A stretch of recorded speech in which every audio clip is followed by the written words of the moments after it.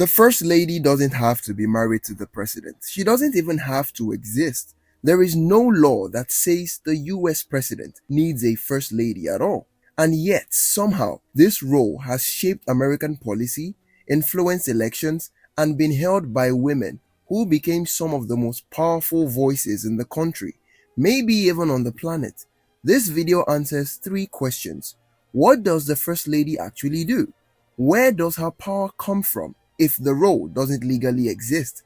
And what happens if the president gets divorced while still in office?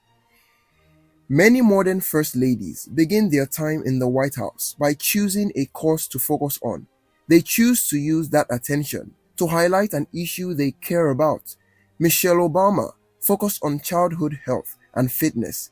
That became Let's Move, a national initiative that promoted healthier lifestyles, encouraged better nutrition, and worked with schools, communities, and organizations across the country.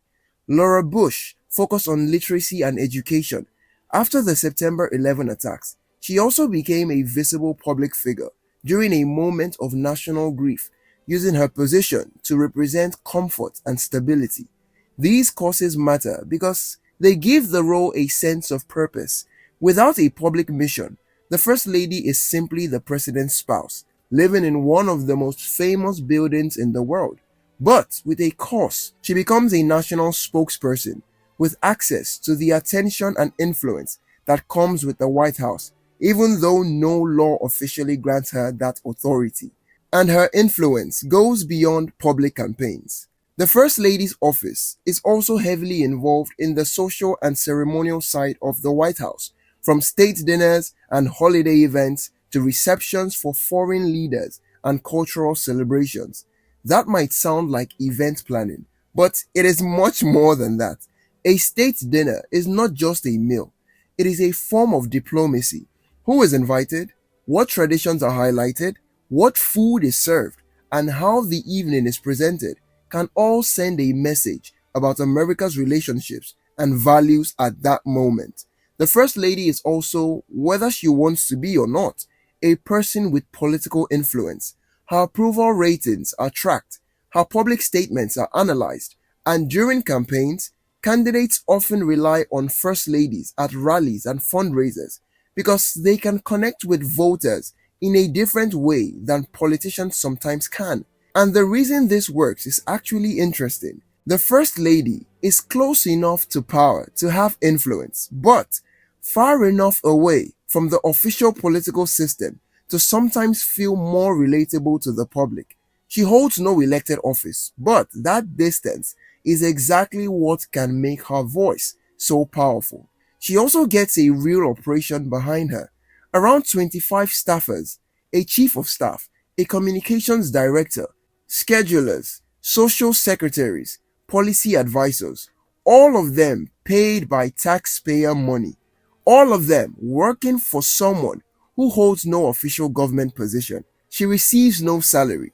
Legally, she is a private citizen, but she lives in a fully staffed residence, has a 24-hour security service detail, and travels on Air Force One. Now, what happens if the president gets divorced while he is still in office? It has never happened. Not once in American history has a sitting president divorced while serving. There is also no law that covers this scenario. The reason comes back to the same thing we have been talking about this entire video. The First Lady is not a legal position. She holds no appointment. She signed nothing when she moved in. And so, there is nothing written about what happens when the marriage ends because legally, there was never a defined role to begin with. But if it did happen, the former spouse would almost certainly no longer be recognized as First Lady. The title is tied to being the president's current spouse, not to any formal designation. Someone else would likely step in, a family member perhaps, and the ceremonial duties would get quietly redistributed. And this has actually happened before. Well, just not because of divorce. When President James Buchanan, the only US president who never married, entered the White House, his niece, Harriet Lane, served as the official White House hostess. A similar situation happened during President Grover Cleveland's first term. Before he married Frances Cleveland, his sister, Rose Cleveland, served as White House hostess for a short period. So, politically, divorce changes nothing. The president would remain president.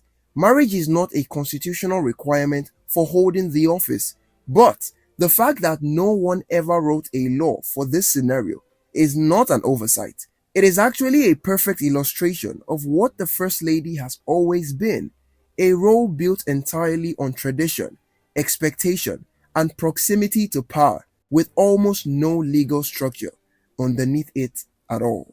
To continue learning more about the United States, subscribe.